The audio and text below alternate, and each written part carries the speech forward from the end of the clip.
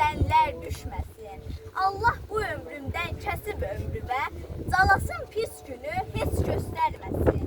Yandıqca şam kimi pərvanə olub, sənin alovuna dönüm dolanım.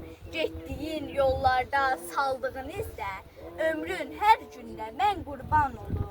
Çəkdiyin əziyyət qalmasın yerdə, bizi böyütmüsüz min əziyyətlə. Atamın haqqı var, anamın haqqı, bizləri böyüdən hər günümüzdə. Yaş ötüb illəri yola verdikcə, ana qocaldıqca, şam tək söndükcə, demək ki ağrıyır canım cəsədim, sanki balta çalıb hər söz ömrümə.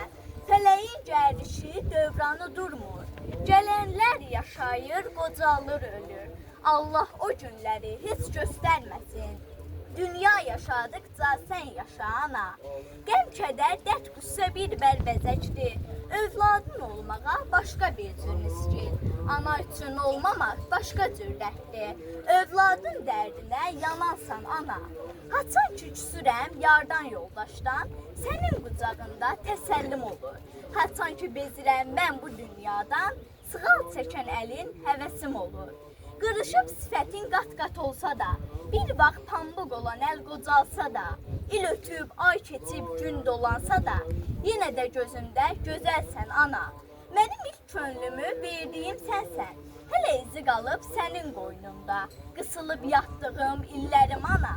Sən mənim Allahdan payımsan ana. Mənim üçün dediyin o nazlamalar, böyüdüm yenə də səsləndi ana.